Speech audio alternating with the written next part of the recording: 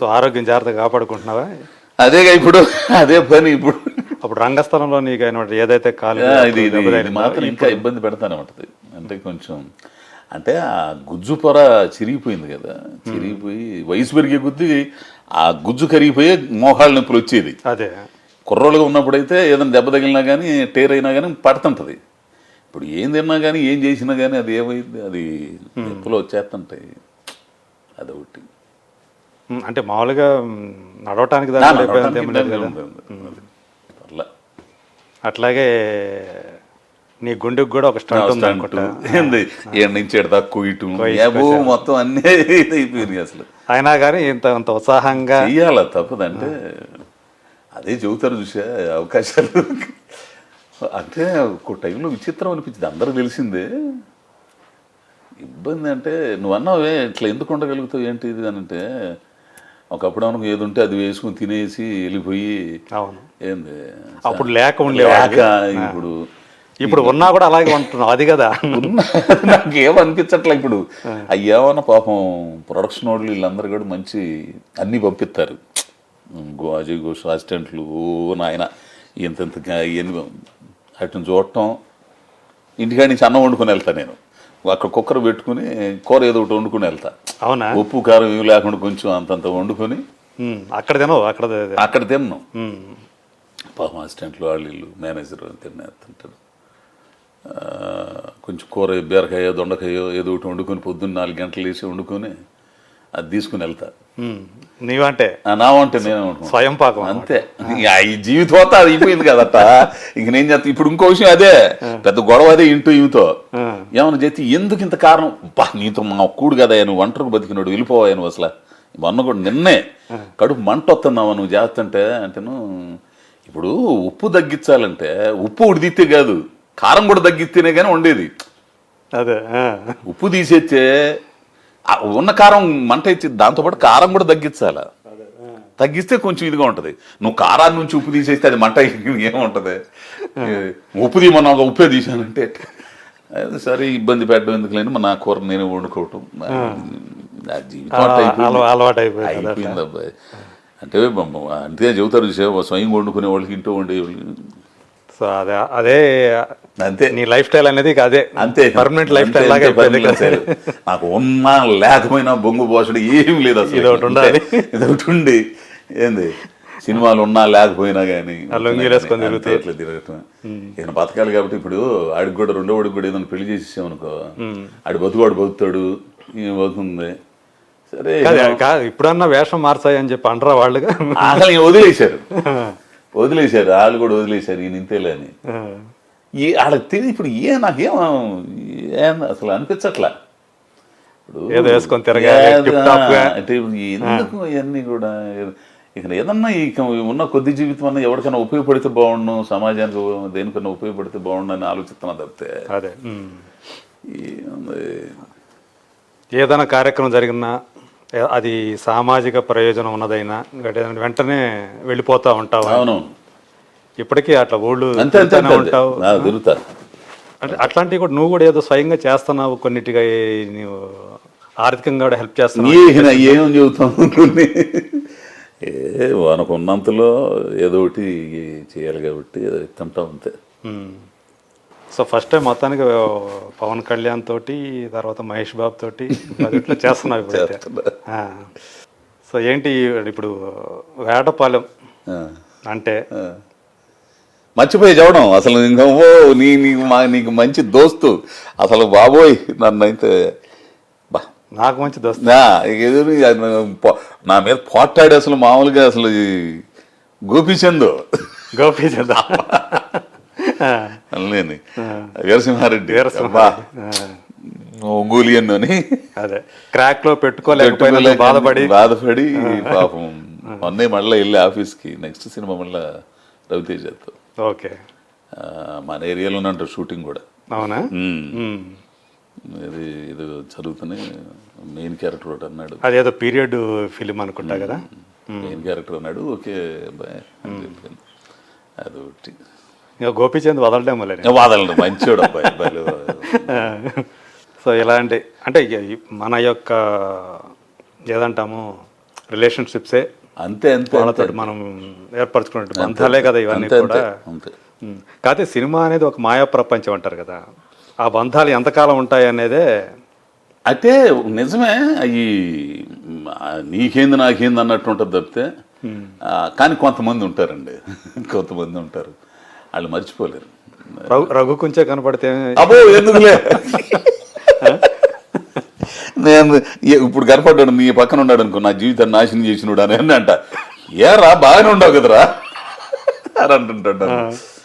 ఎందుకంటే నేను విజయవాడ సిటీకి వెళ్ళి ప్రోగ్రామ్ డైరెక్టర్ చేసుకునేవాడిని. అక్కడ ఏదో బతుకుతా అట్టుండేవాడిని. నా వర్క్ అంతా చూసి ఇక్కడ ఎందుకు రాను రా భలే ఉంది విశాలమైన ప్రపంచం ఉంది రాడా ఇక్కడ అడవి కాచిన వెళ్ళైపోతుంది రారా అని అనేవాడు. ఎడితే రా ఇక్కడికి వస్తే మనకేం అర్థం కాల పాప మాటి రఘు 3 నెలలు అక్కడే పెట్టు ఎందుకు అజయ్తో చెప్పడం ఎందుకు అని చెప్పి రఘు ఏం చేశాడు సరే రూమ్లో ఉండను తెలిసిపోయింది 3 నెలలకి మనకి బాబో ఇది మన వల్ల కదా. ఈ మనిషి కూడా కనపడ్డా ఏంది తర్వాత తర్వాత తర్వాత పూరి గారితో అదే అన్న నా జీవితాన్ని నాశనం చేశాడు సార్ ఇక్కడ పిలిపించాను రఘు నిజంగా వల్ల ఇది రఘుతో. సో పూరి జగన్నాథ్ తోటి మంచి ఇదే ఉంది కదా జ్యోతిలక్ష్మి ఆ టైంలో. అప్పటికప్పుడు మెసేజ్ చేస్తుంటాను. మొన్నే మళ్ళీ మెసేజ్ త్వరలో మన ఇద్దరం కలిసి చేస్తున్నాం అన్నారా అని అన్నాడు.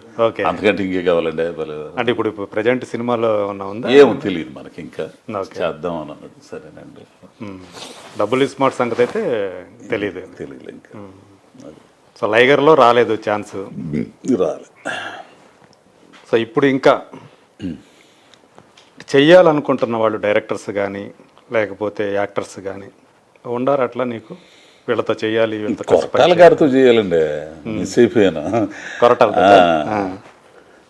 గారు నాకు ఆ చిరంజీవి గారిది కథ చెప్పేటప్పుడు ఆచార్య పిలిపించుకొని నాకు ఎంత అంటే ఆయన కథ చెబుతున్నాడు ఇప్పుడు కూడా మనకు గోపిచంద్ అయితే మనకు బాగా దగ్గర మనిషిలాగా ఉంటాడు అట్లానే ఇది మాట్లాడాము ఇదంతా కూడా చూసి నేను ఇవన్నీ చూసి ఏమంటే మీరు కొరటాల సత్యనారాయణ గారు ఏమవుతారంటే వీళ్ళ తాతగారు ఏదో అవుతారట.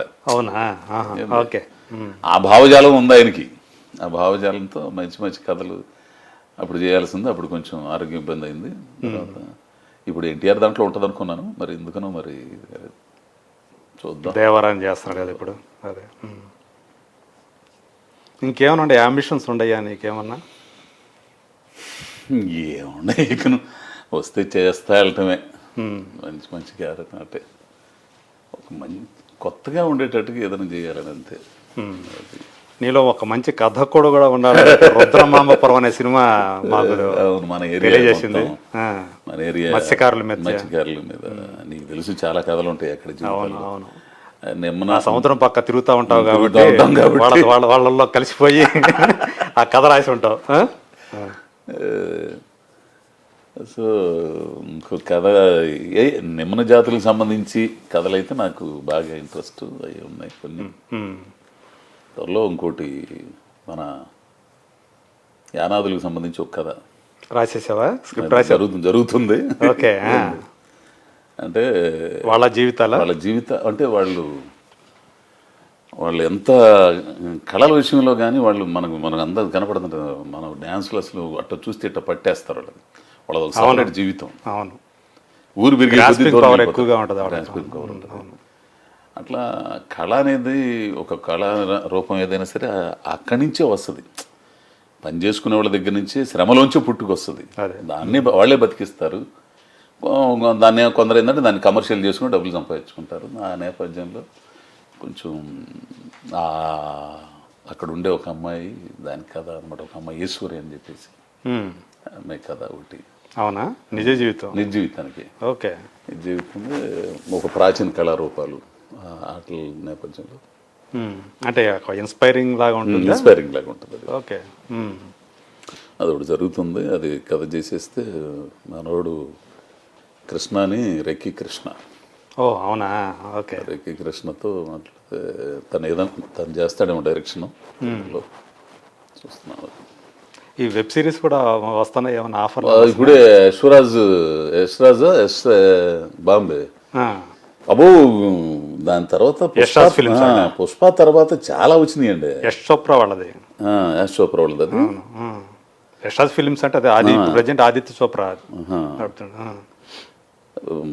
పుష్ప తర్వాత అసలు తెలుగు మలయాళంలో అయితే మలయాళంలో 3-4 ఫోన్ చేశారు. ఎందుకు వచ్చిన గొడవలు మనం కేరళ ఆడబోయి ఏం చేస్తాం కదా బాబు అనుకున్నా. హిందీలో వచ్చినాయి, మలయాళం నుంచి. ఇప్పుడు మలయాళం అయితే ఒక 3 రోజుల క్రితమే ఒక ఆయన ఫోన్ చేశాడు. ఒకసారి డైరెక్టర్ గారు కథ చెప్తారు అంటే సరేనండి. అదొకటి. ఇప్పుడు అదే వెబ్ సిరీస్, పెద్ద వెబ్ సిరీస్ చేయబోతున్నారు యశ్రాజ్. ఓకే. వాళ్ళు ఆడిషన్ ఒక్కసారి అని చెప్పేసి పంపించారు. హిందీ అన్నీ కూడా ఎవరినో పంపిస్తున్నారు. ఇది అయిపోయిన తర్వాత పోయి కొంచెం వాళ్ళు ఎక్కడో పిలుస్తారు హోటల్లో, అక్కడ పోయి ఆడిషన్ చేయాలంట. హిందీ అంటే హిందీ మాట్లాడతారా లేదా అని. అయ్యా హిందీ అయితే రాదు నాకు, ఏదో మేనేజ్ చేస్తా క్యాబ్ హోబోవా అని తప్పితే రాదంటే కాదు చూద్దాం ఒకసారి అని చెప్పారు. మెయిన్ క్యారెక్టర్ అండి ఇదంటే చూద్దాం అట్ట. సో మొత్తానికి బాంబే దాకా పాకింది కానీ మనం వెళ్ళలేకపోతున్నాం. నా భయం కొంచెం అది ఎట్లా ఉంటుంది ఏందో. మనం అంటే భాష మీద పట్టుంటే మనం ఏదైనా చేయొచ్చు. ఇప్పుడు తమిళ్ ఉందనుకో, తమిళ్ నాకు కొద్దో గొప్ప ఇది ఉంటుంది. ఆ భాష మీద పట్టు లేకపోతే, భాషను మనం అవగాహన చేసుకోలేకపోతే ఏం చేసినా కానీ కృతజ్ఞంగానే ఉంటుంది. అదే. సో దాని దగ్గర కొంచెం ఇదవుతున్నాను. అదే ఇప్పుడిప్పుడు కొంచెం హిందీ ఇది నేర్చుకుంటా. ఇప్పుడు అనిపిస్తుంది ఏమో హిందీ రాకపోవడం, ఇంగ్లీష్ రాకపోవడం చాలా ఇదైపోయిందిలే. ఇప్పుడు మన కుర్రోళ్ళు అందరూ ఉండరు, కుర్ర డైరెక్టర్లు అందరూ కూడా వాళ్ళు ఎవరు ఇంగ్లీష్లో చెప్పేస్తుంటారు గౌక్కున. యా అంటే మనం ఏదో మామూలుగా తలాడియటం. తర్వాత పిలిచి ఏంద్ర ఏమన్నాడు రా స్వామి అట్లా. భాష నేర్చుకోకపోవడం చాలా ఇబ్బంది అని అబ్బాయి. అంటే తమిళ్ మాట్లాడగలుగుతావు? తమిళ్ మాట్లాడతాను, పర్లేదు. శంకర్తో పనిచేయటం అనేది ఇప్పుడు అదే ఇప్పుడు పోయి ఒక మంచి అవకాశం. మంచి అవకాశం శంకర్తో కలిసి పనిచేయడం అనేది. దిల్ రాజు గారికి మాత్రం కృతజ్ఞతలు నాకైతే మాత్రం.